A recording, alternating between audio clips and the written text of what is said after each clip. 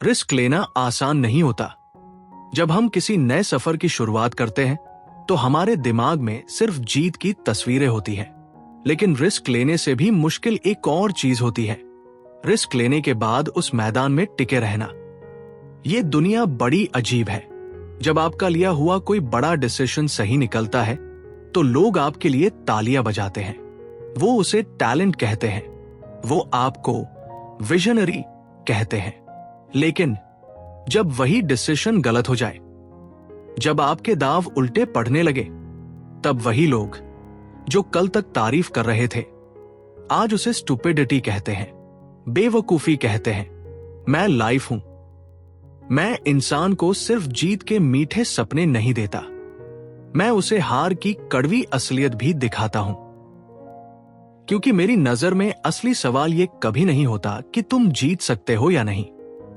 असली सवाल यह होता है कि जब हार तुम्हारे ठीक सामने खड़ी हो, जब महीनों की मेहनत एक पल में जीरो हो जाए, तब तुम उस जगह से भागोगे या वही डटकर खड़े रहोगे।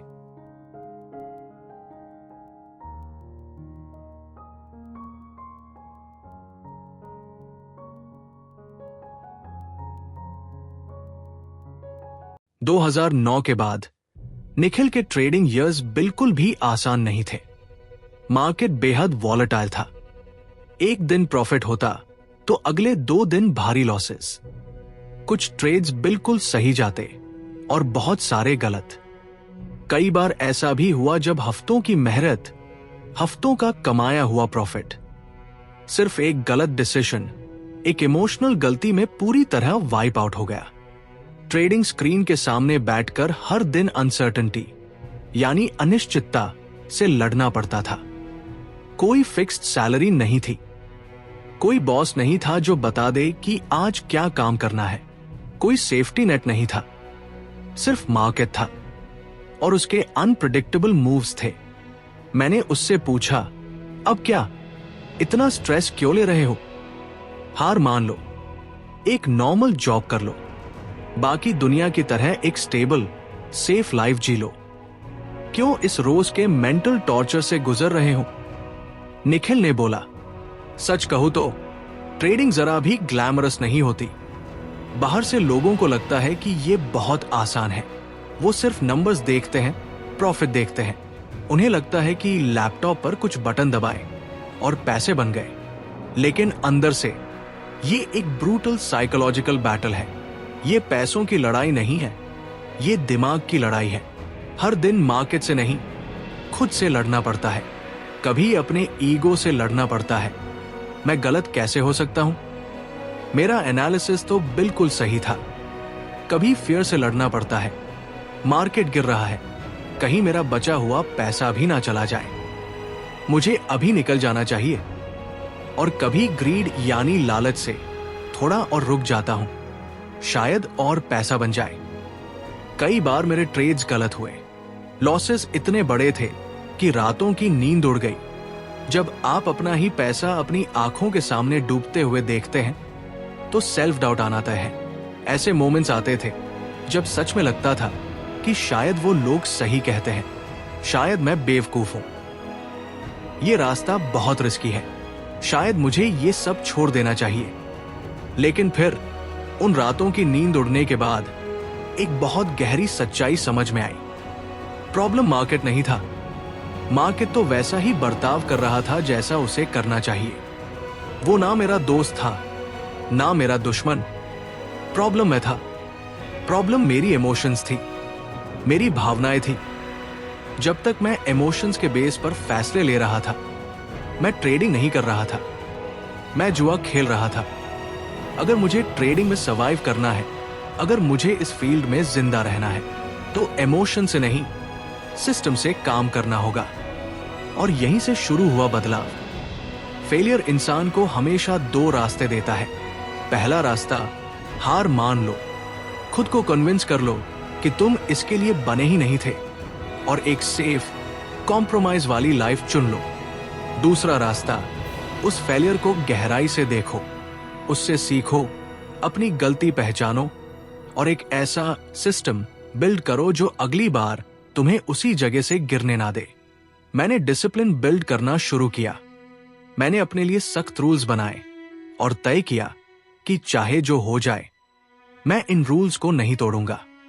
मैंने रिस्क मैनेजमेंट सीखा कि अगर मैं गलत हुआ तो मुझे कितना नुकसान बर्दाश्त करना है, ये ट्रेड लेने से पहले तय होना चाहिए। मैंने लॉस को अपनी पर्सनल फेलियर या अपनी बेइज्जती मानना छोड़ दिया। मैंने उसे कॉस्ट ऑफ द गेम मानना सीखा। जैसे किसी दुकान को चलाने के लिए बिजली का बिल देना पड़ता है, वैसे ही ट्रेडिंग करने के लिए छोटे लॉसेस देने पड़ते हैं। तभी मुझे लाइफ का सबसे बड़ा लेसन समझ आया।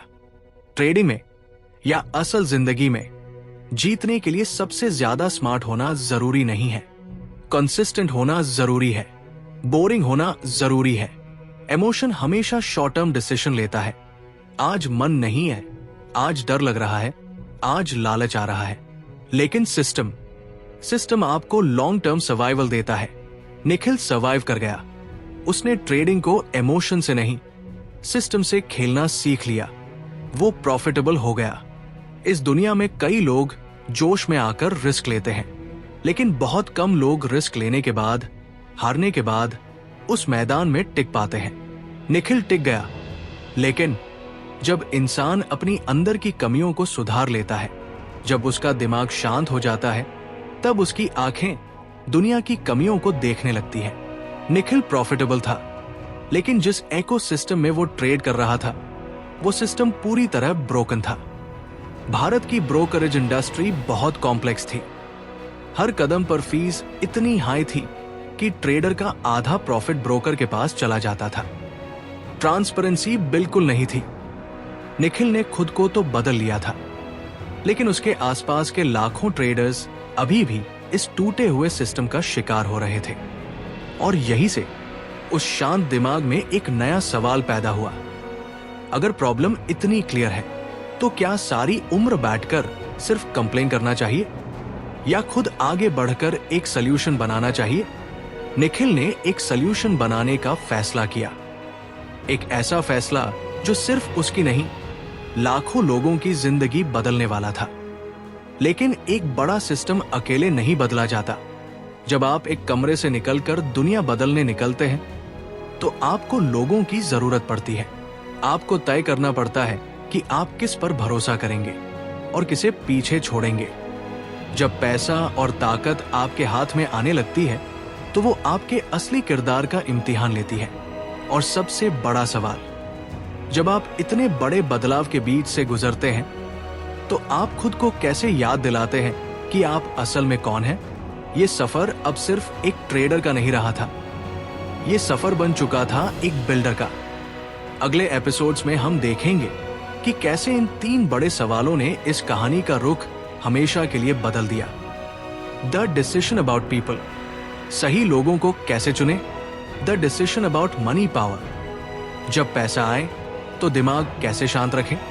द डिसीजन अबाउट आइडेंटिटी, सफलता के शोर में खुद को कैसे ना भूलें। जिंदगी के ये फैसले आसान नहीं थे, लेकिन इन्हीं फैसलों ने सब कुछ बदल कर रख दिया।